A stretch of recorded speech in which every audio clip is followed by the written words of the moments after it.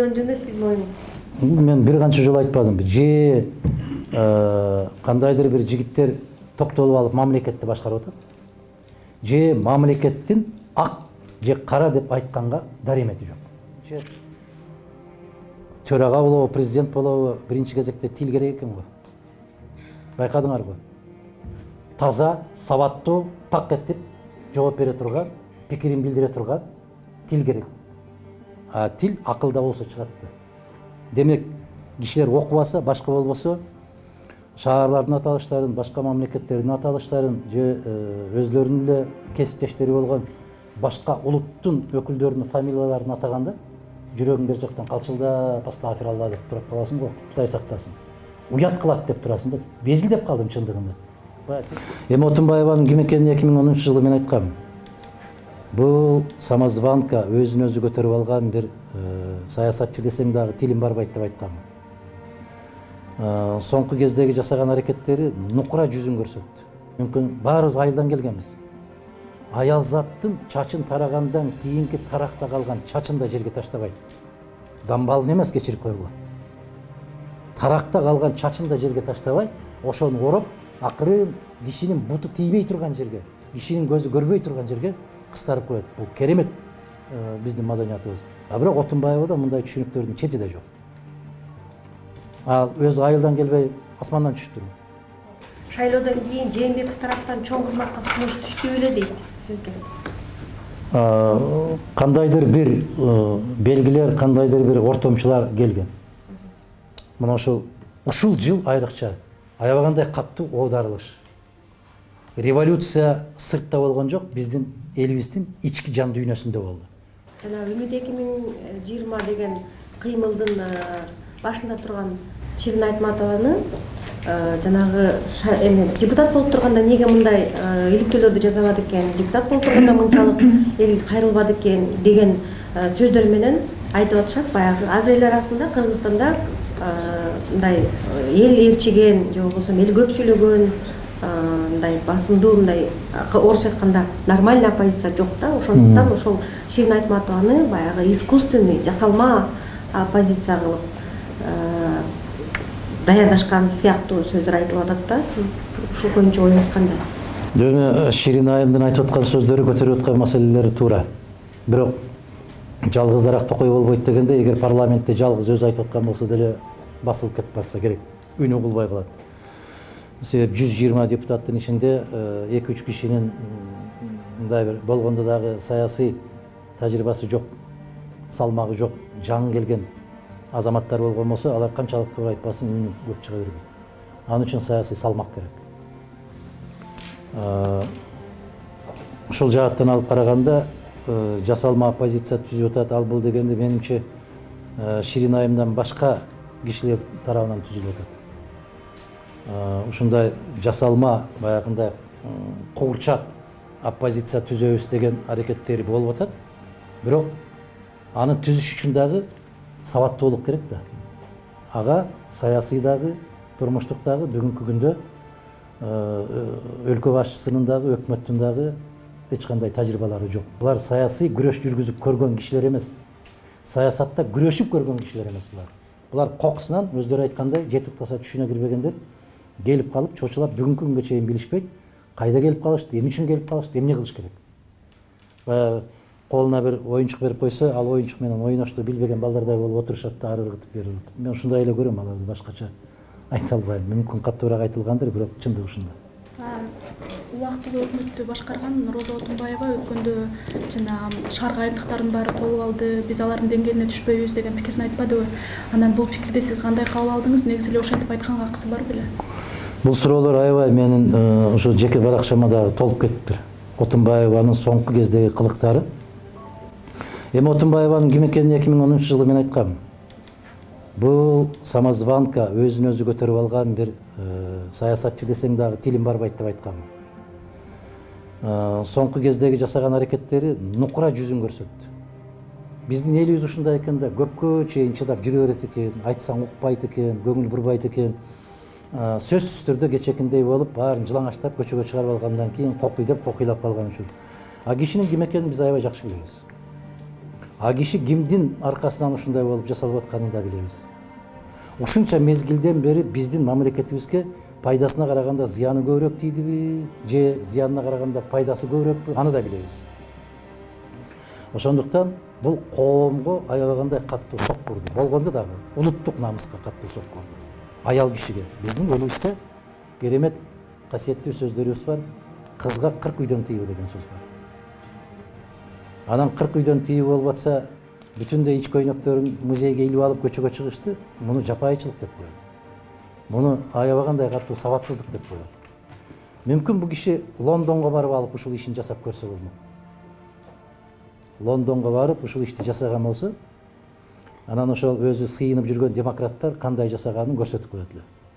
Мына Францияда ушул иштерди жасап көрөбүз деп чыгышты. Не деген орду соккуга калышты. Украинада көрүп атасыздар, эмне деген ушул жылаңачтанабыз деген аял затын эмне деген күйлөргө салып атат, көрүп атасыз. А биздин элибиздин улуттук маданиятында, каада салтында бул деген жапайылык. Мен Роза Отунбаеванын бул ишин эле эмес, негизи бул кишинин саясаттагы жүргүзгөн иштеринин бүт баарына улуттук мамлекеттик кызыкчылыктарга каттуу сок куруп аткан инсан катарында баалайм. Жакшы эмес. Ушуну дагы көтөрүп, дагы да болсо ушул көрүнгөн жерге, көрүнгөн жыйындарга чакырып алып, аны төргө отургузуп коюп жүргүзүп аткан саясатчылар аман болсун дейм. Ушуну да коргоп чыгып аткан кээ бир саясатчылар болуп атат, алар да аман болсун. Эгерде көз карашыңар ошо Отунбаева менен бирге боло турган болсо, анда аман эле болгула. Анда менин элим, менин жерим деген түшүнүктөрдү сыртка чыгарып койгула.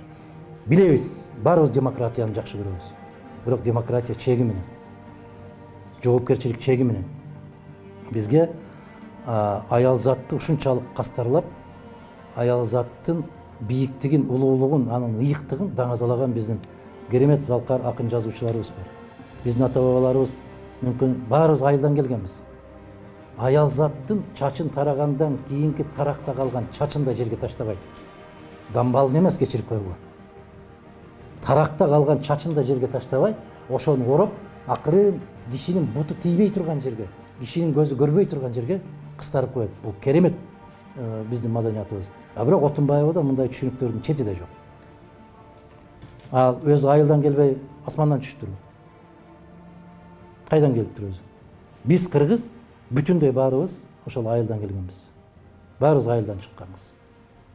Биз сыймыктанып, биз залкарлар деп көтөрүп жүргөн азаматтардын бирөөсүн айтсынчы, ошо шаарда туулуп, асфальтта чоңоюп, шоколад жеп, балмуздак жеп чоңойгон деп. Жок. Мына азыр көкөлөтүп аткан Айтматовдон баштап, Касымалы Жантошевден, Төлөгөн Касымбековден, Түгөлбай Сыдыкбековден ким деген залкарларды алып карабаңыз, бүт баары айылдан жата калып, арыктан суу ичип чоңойгон. Ошол Отунбаева жек көрүп аткан айылдыктардын өкүлдөрү. Бул жагынан алганда, бул аялдын кезектеги шермендечилиги катарында гана баалайм. Көбүндө төраганын сүйлөгөнүнө кандай карайсыз, сиз эски төрагасыз, пикириңизди билдирбейсиз деп толуп кетиптир, кайнап кетиптир. Ага кандай баа бересиз деп. Мен айттым, биринчиден аны төрага кылып шайлаган жогорку кеңеш берсин баасын. Аны депутат кылып шайлаган эл берсин баасын.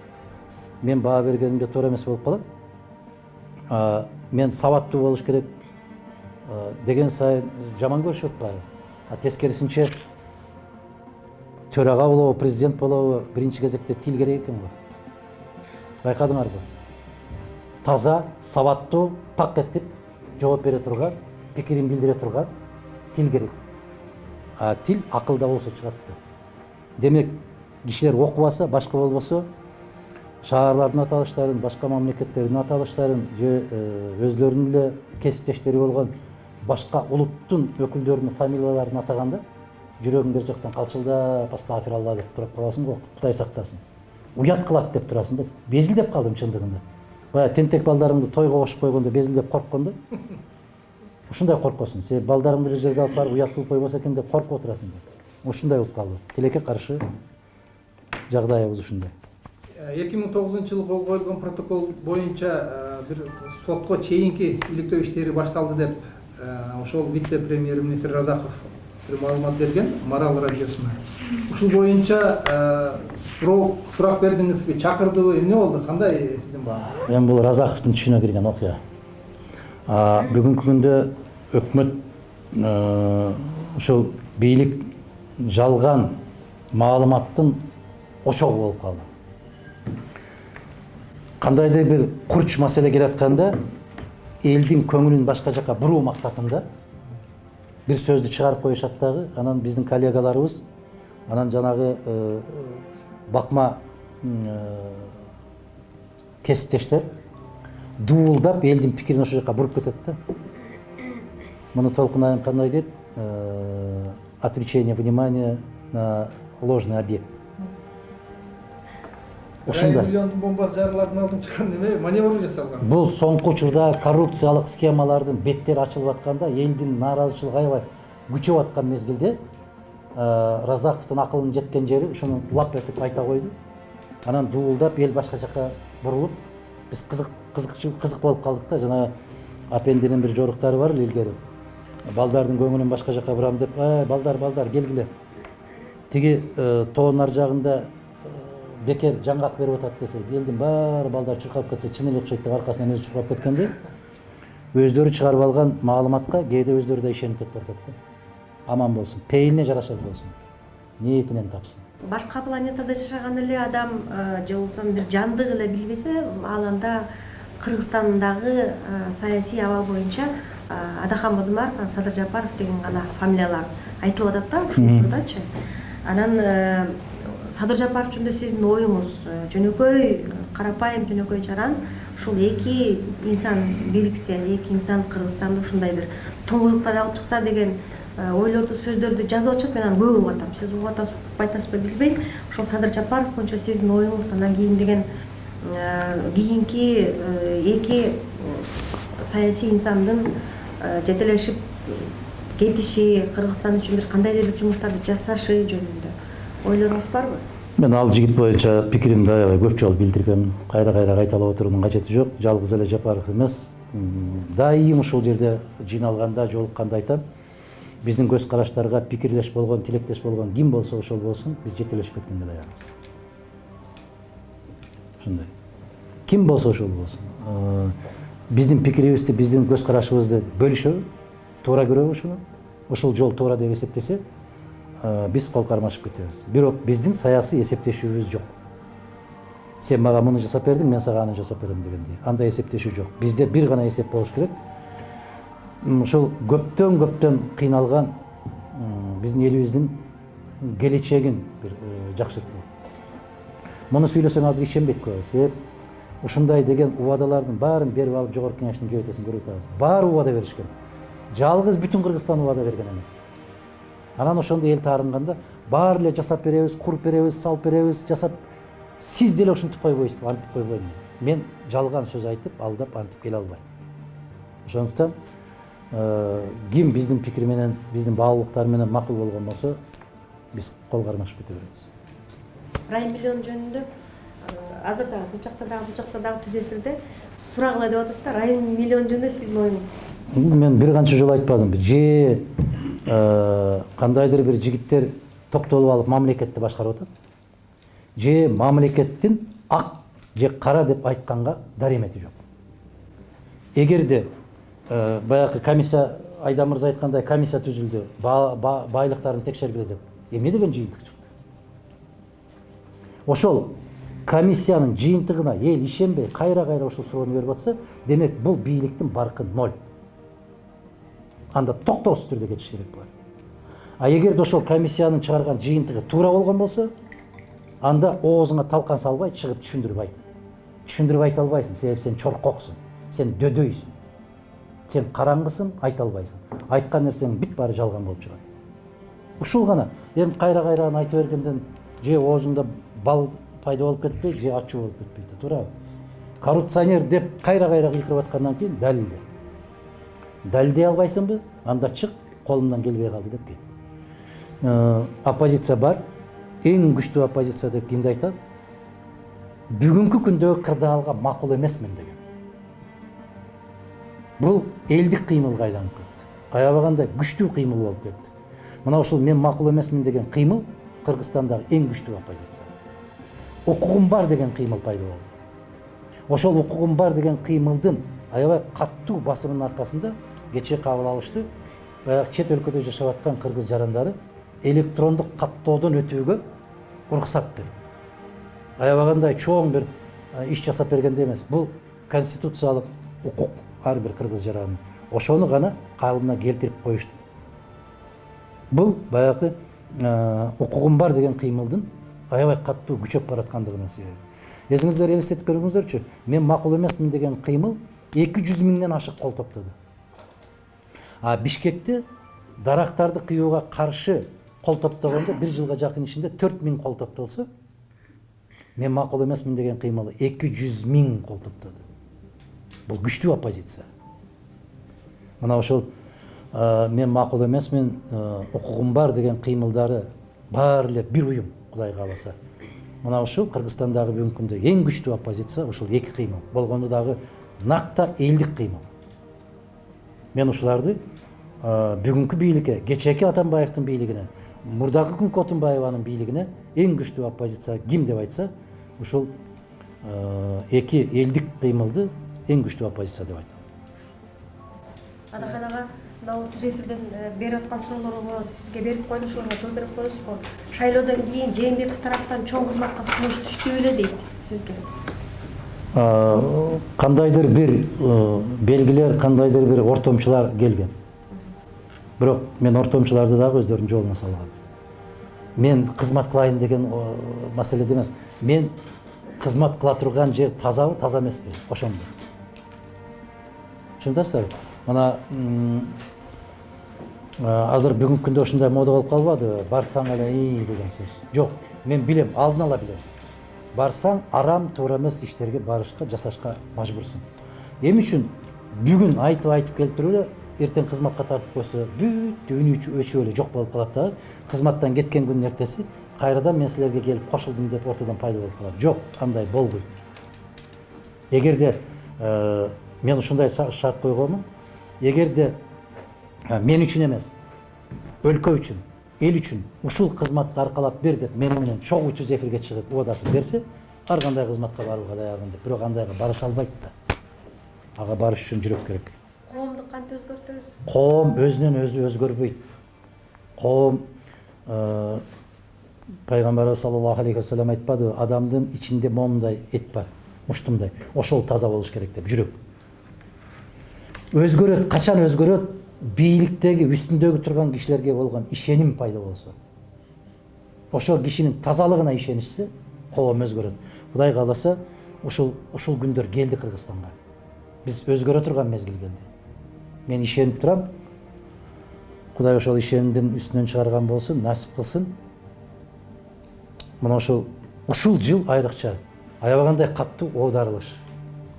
Революция сыртта болгон жок, биздин элибиздин ички жан дүйнөсүндө болду. Кудай кааласа ушул ички жан дүйнөдө. Мына сыртта жүргөн жигиттерибиз, кыздарыбыздын чуркап жүрүп, метродон, станциядан чуркап, ысыкта, суукта жүрүп кол топтоп баштагандыгы бул элибиздин ойгонгону. Бүгүнкү күндө бир жерге чай берип атса, аксакалдар барып, кимден келди, кандай болду деп ошол жерге чай ичпей басып кетип бараткандыгы биздин касиетибиздин кайра келип аткандыгы Кудай кааласа. Буюрса биз ушул туура жолго түшүп баратабыз. Кадамдарыбыз башталып келатат.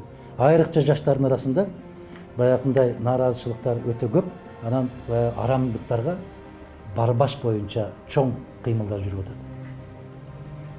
Биздин куудулдарыбыз керемет өзгөртүүлөрдү киргизишип атат. Ушулардын баарын эске алганда өткөндө бир белгилүү кыргыз ырчысы менен жаш жигит менен сүйлөшүп калсам айтат: Адахан агай дейт, биз экинчи саясатка жолобойбуз, бизди колдонуп сыртка качып кете турган дөш аалардын акчасына ырдабайбыз деген чечим кабыл алдык дейт. Барекелде, колуңду бер дейт. Азамат. Бирок өткөндөгү алганыңардан эки эсе көбөйтүп берсе кайра чуркап кетпейсиңер десек, жок, биз ушундай чечим кабыл алдык дейт. Азамат. Демек буюрса, эки жолу чоң төңкөрүш болду. Эми үчүнчүсү Кыргыз элиндеки, Кыргызстандын жарандарынын ички жан дүйнөсүндөгү, акылындагы өзгөрүш болот, төңкөрүш болот деген ишенимим бар. Буюрса ошондой болот. Ошону менен бүгүнкү жыйынды токтотолу. Суроо бергениңиздерге, келгениңиздерге, активдүү катышканыңыздарга рахмат. Мына түз эфирдеги суроолорго жооп бере албай калган болсом мен кечирим сурайм. Бирок ошол суроолордун баары текке кетпейт. Жыйнап, баарын жыйнап дагы бир кийинки жолугушууларда жооп бергенге аракет жасайбыз, Кудай кааласа. Баарыңыздарга ийгилик, ушул бойдон жыл жыйынтыгы деп эсептейли. Келаткан жаңы жылыбыз ийгиликтүү болсун, тынчылык, аманчылык болсун. Элибиз аман, жерибиз бүтүн. Келечегибиз кең болсун. Рахмат сиздерге. Сиздерге да рахмат.